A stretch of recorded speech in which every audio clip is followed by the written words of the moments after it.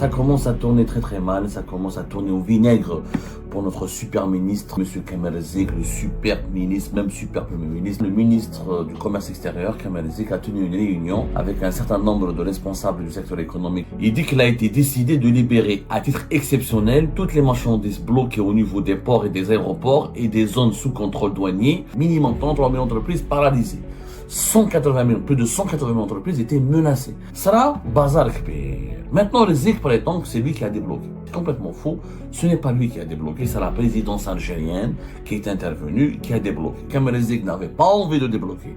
Il voulait maintenir le blocage. Ça, une intervention au niveau de la présidence algérienne qui a contraint, qui a demandé le déblocage en urgence parce que les entreprises ne pouvaient plus travailler. Et des grosses entreprises privées et publiques qui ont commencé à se plaindre et à saisir le cabinet du président, à saisir le directeur du cabinet d'Abdelmajid Tebboune. Mais pour le déblocage, même pour débloquer ce qui n'aurait jamais dû être bloqué, la banque, elle a payé le fournisseur étranger, la marchandise, elle est arrivée, l'entreprise algérienne, elle a besoin, tout est en règle, la domiciliation bancaire a été effectuée, la lettre de crédit a été débloquée. Pourquoi bloquer? Ces marchandises n'auraient jamais dû être bloquées. Et pour débloquer ce qui n'aurait jamais dû être débloqué, on impose des nouvelles mesures, un engagement que tu vas fournir.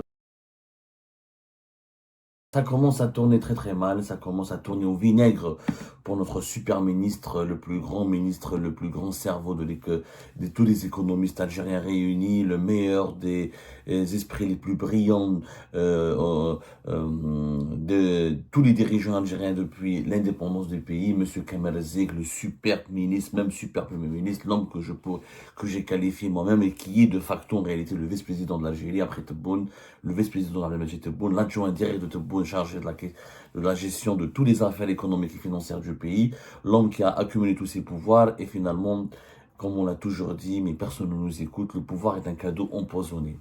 Le pouvoir est un serpent qu'on contribue à nourrir pendant longtemps, avec lequel on s'amuse et souvent on pense que le pouvoir est là de notre côté pour nous protéger. En réalité, le pouvoir est un serpent qui finit toujours par mordre son maître. Lorsque le pouvoir il est mal utilisé, lorsque ce serpent il est extrêmement trop nourri et pas suffisamment dressé et pas intelligemment utilisé, ben il finit par se retourner et mordre son maître.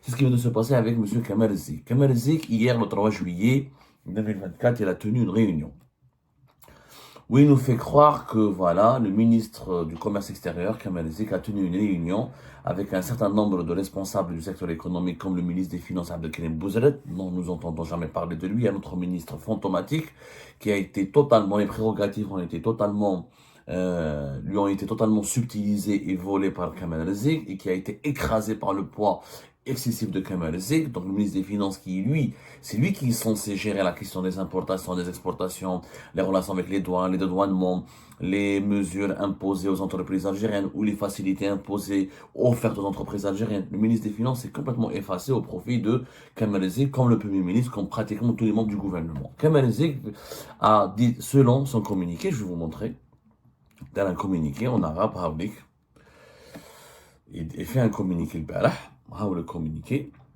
Il dit qu'il a été décidé de libérer à titre exceptionnel toutes les marchandises bloquées au niveau des ports et des aéroports et des zones sous contrôle douanier, y compris celles expédiées au territoire douanier avant le 30 août 2025.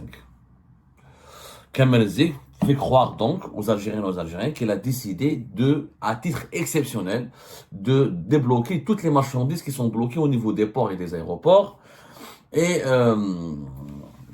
à titre exceptionnel, voilà, et cette réunion s'est déroulée en présence du BDG des douanes, général-major Abdelhamid Bakhouch, le directeur général de l'Agence algérienne de promotion d'investissement, Omar Kesh, président du Conseil du renouveau économique algérien, le syndicat, le patronat, Kamel Moula, qui, on en parlera, on devait parler de lui, qui a dégoûté tout le monde par sa passivité, sa lâcheté et son irresponsabilité, parce qu'il n'a pas défendu les entreprises algériennes ni les acteurs économiques, comme lui incombe sa mission en tant que président du patronat le plus important du pays, plus la fameuse association des banques et établissements financiers, la BEF, qui est une association, c'est unique en Algérie, c'est unique au monde. L'Algérie, vraiment, elle a la capacité de produire des situations inédites et des configurations totalement irrationnelles, voire illogiques. Une association qui n'est pas une autorité assiste à une réunion gouvernementale auquel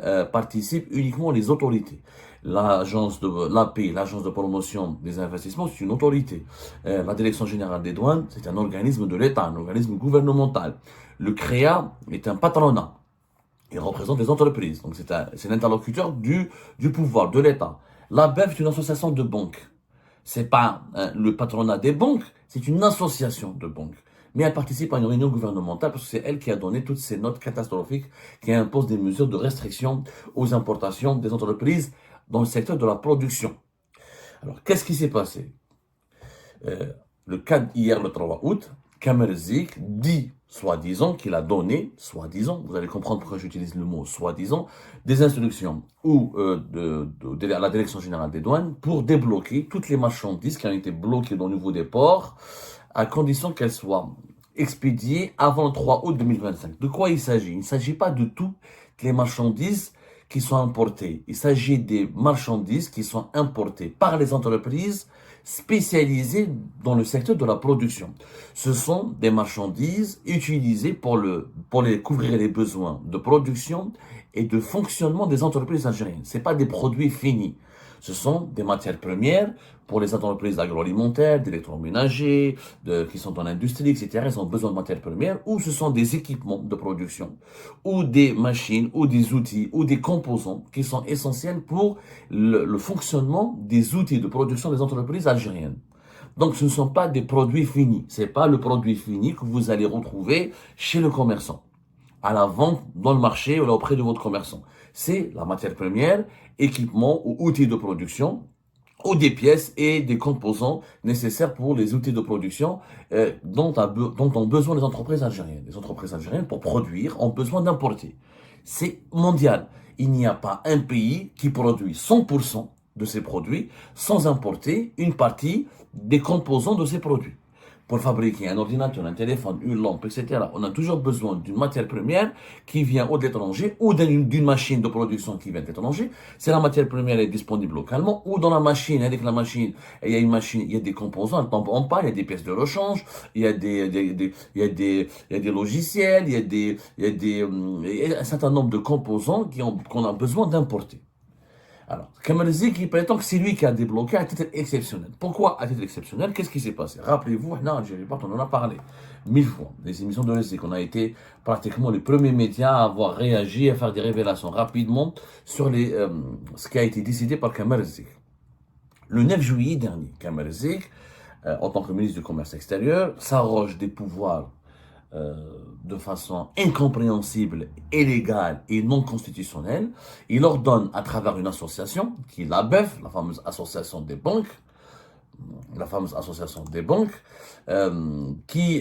association des banques, des établissements financiers, elle donne aux banques, elle donne un ordre inédit aux banques algériennes. Elle leur demande de ne plus domicilier les opérations d'importation des entreprises algériennes et de ne plus les financer et de ne plus accepter et de ne plus traiter avec les entreprises algériennes qui veulent importer des équipements de production ou de la matière première ou des composants essentiels pour leurs activités de production s'ils ne vont pas demander un nouveau document imposé par Kamerzik qui s'appelle le programme prévisionnel des importations. On en a parlé le 9 juillet, rappelez-vous, revenez vers le 9 juillet, vous allez tout comprendre. L'émission, le blocage général des banques et des entreprises algériennes, le nouveau coup de folie de Rizik. On en a parlé, on l'a expliqué. La date du 9 juillet, c'est la note de la BEF numéro N495-DG 2025.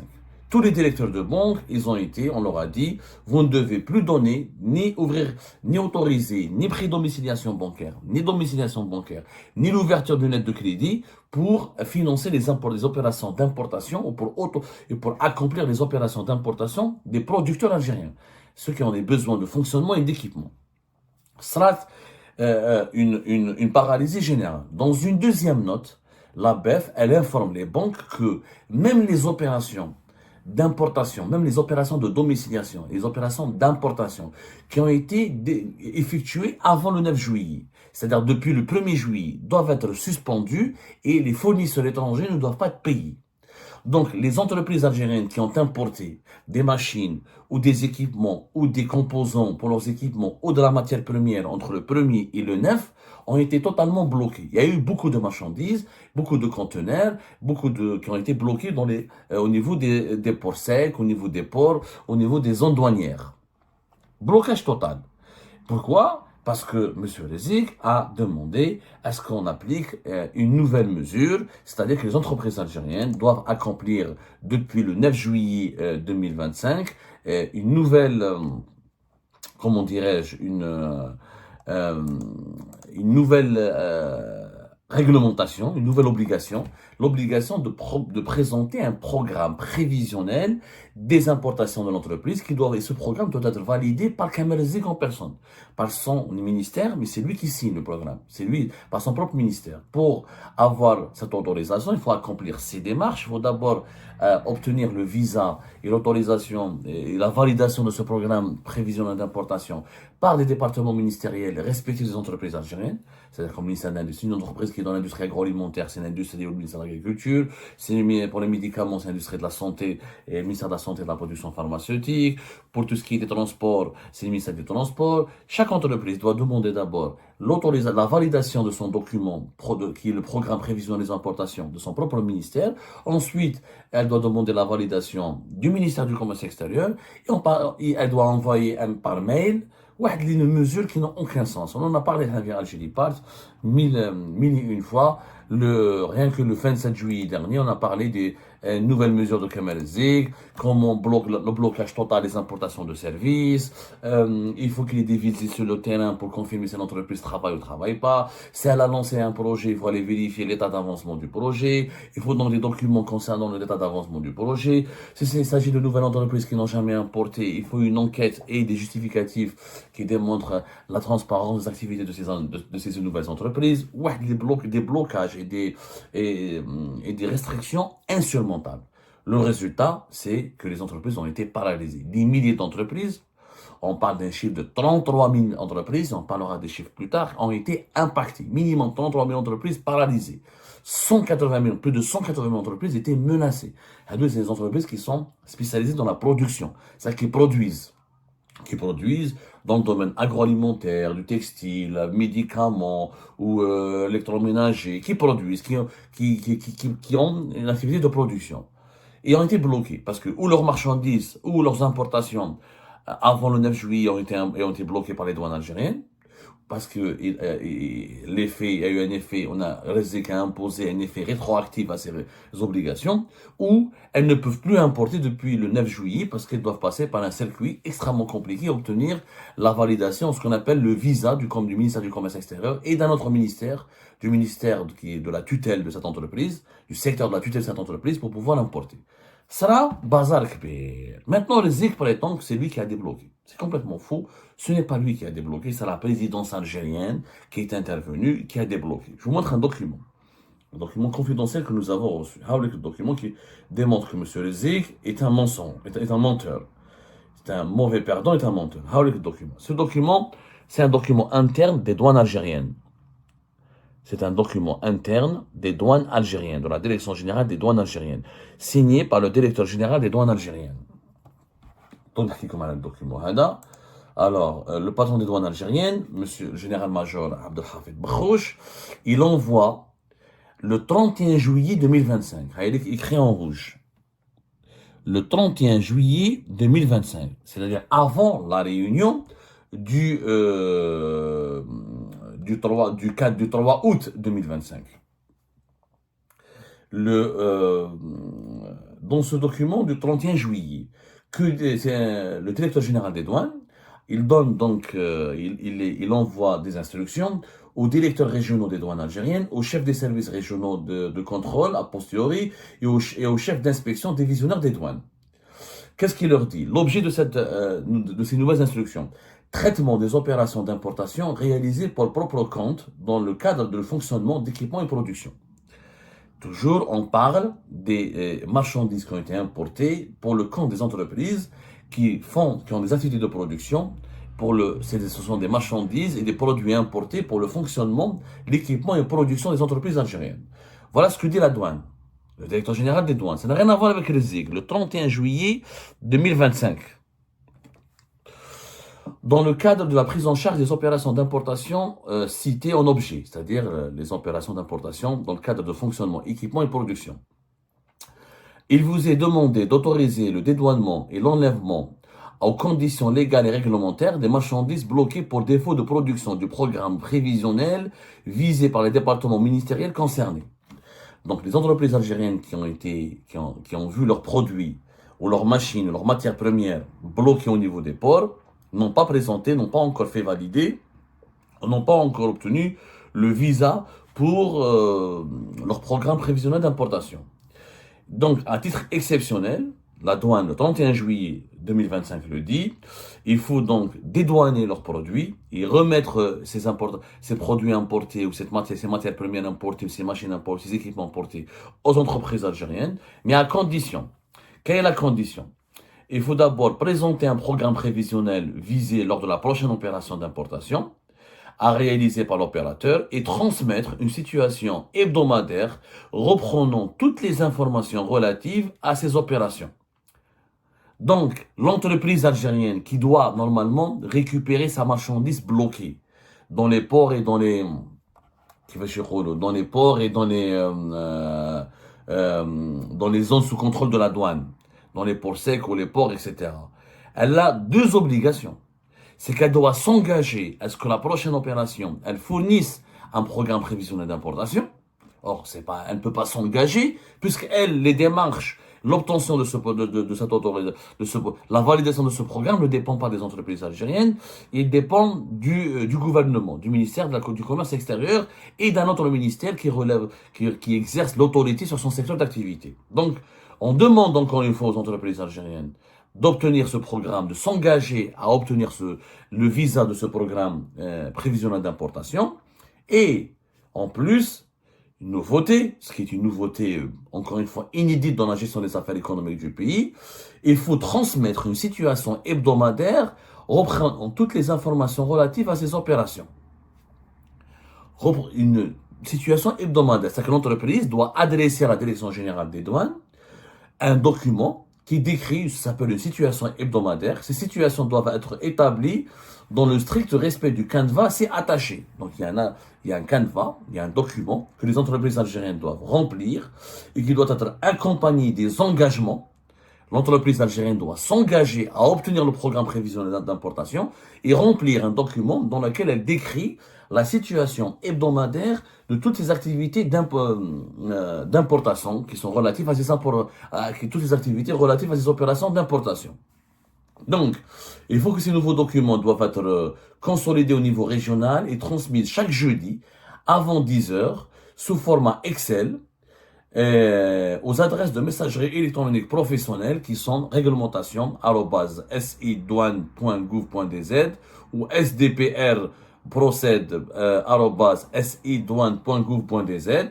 Vous êtes instruit de veiller personnellement à l'application de cette décision avec célérité et rigueur. Urgence particulièrement signalée.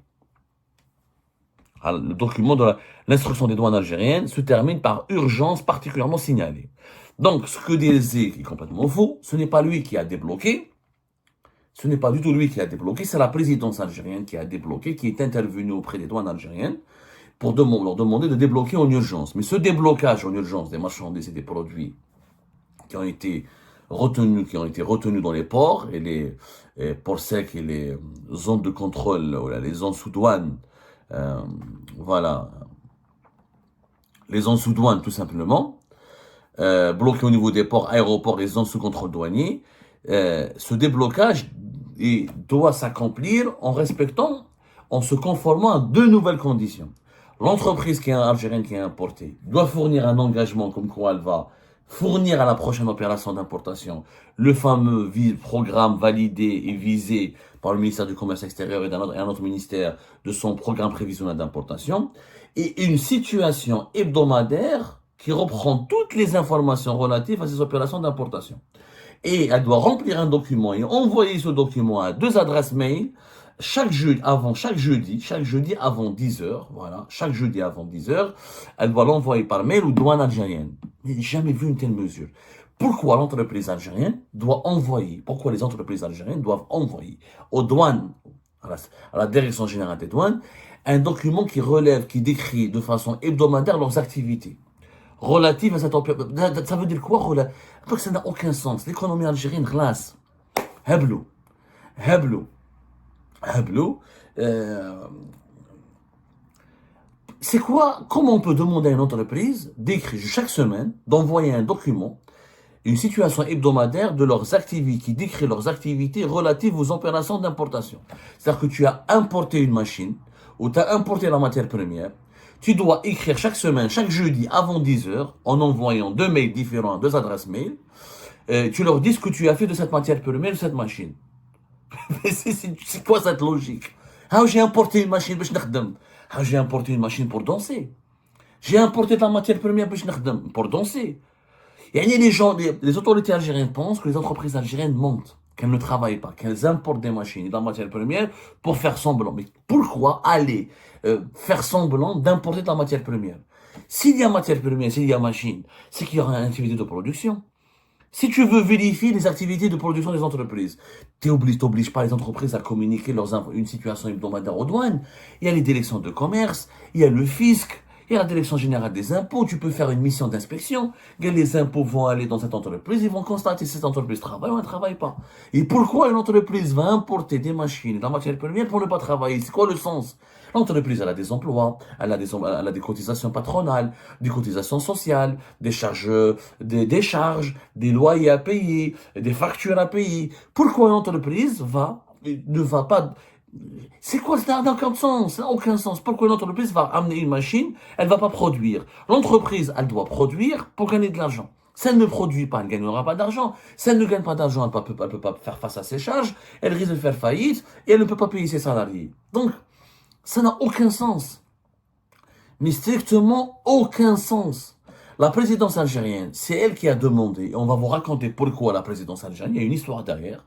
Kamel Zik ne dit pas la vérité. Ce n'est pas Kamel Zik qui a débloqué. Kamel Zik n'avait pas envie de débloquer. Il voulait maintenir le blocage. Il voulait contraindre toutes les entreprises algériennes à demander ce fameux programme prévisionnel des importations. Il voulait pas du tout, mais vraiment, il voulait pas du tout débloquer. Ça sera une intervention au niveau de la présidence algérienne qui a contraint, qui a demandé le déblocage en urgence parce que les entreprises ne pouvaient plus travailler. Parce que les entreprises étaient paralysées. Et des grosses entreprises privées et publiques qui ont commencé à se plaindre et à saisir le cabinet du président, à saisir le directeur du cabinet d'Abdelmajid Tebboune. On en parlera plus tard. Mais pour le déblocage, même pour débloquer ce qui n'aurait jamais dû être bloqué, l'entreprise, elle a payé. La banque, elle a payé le fournisseur étranger. La marchandise, elle est arrivée. L'entreprise algérienne, elle a besoin, tout est en règle. Tout a été déclaré. La domiciliation bancaire a été effectuée. La lettre de crédit a été débloquée. Pourquoi bloquer? Ces marchandises n'auraient jamais dû être bloquées. Donc, ce qui est anormal, non seulement on débloque ce qui n'aurait jamais dû être débloqué, et pour débloquer ce qui n'aurait jamais dû être débloqué, on impose des nouvelles mesures. Un engagement que tu vas fournir, le fameux programme prévisionnel d'importation, dûment visé par les deux ministères, par au moins deux ministères du gouvernement, et une situation hebdomadaire reprenant toutes les informations relatives à ces opérations d'importation, à ces opérations. Ça veut dire, qu'est-ce que ça veut dire? C'est pas clair. L'entreprise doit dire aux douanes algériennes qu'est-ce qu'elle fait de ce qu'elle a importé. Elle va travailler, elle va produire. Ça n'a aucun sens. L'économie algérienne aujourd'hui, elle est dirigée de façon insensée. Tout simplement insensé, c'est du jamais vu. Nous n'avons jamais vu un pays qui demande aux entreprises algériennes chaque semaine de lui fournir un document où les entreprises décrivent aux douanes ce qu'elles ont fait, ou toutes les informations relatives à ces opérations. ما فهمناش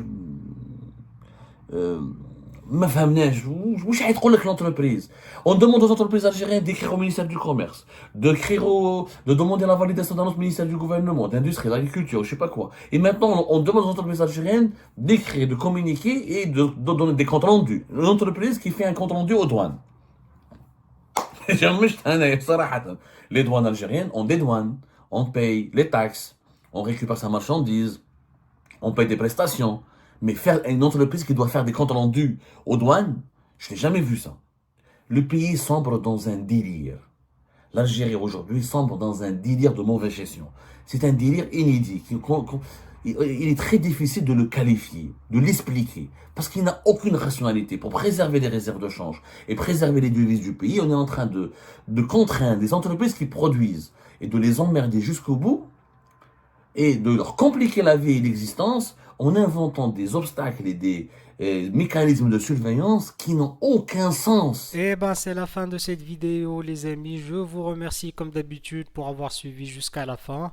N'oubliez pas de nous laisser vos commentaires et vos réactions sur la vidéo et de vous abonner à la chaîne si vous n'êtes pas encore abonné. Et merci aussi pour vos commentaires et vos discussions très animées dans la section des commentaires. Donc, vous n'oubliez jamais de décortiquer bien un sujet sur tous les points qui ont été abordés dans la vidéo et ça fait vraiment plaisir moi-même je ne fais pas de commentaires, je m'appuie sur vous pour que vous puissiez bien expliquer les choses et en faire des discussions civilisées et dans tout le respect possible. Donc voilà, merci beaucoup et à la prochaine dans une nouvelle vidéo. Au revoir.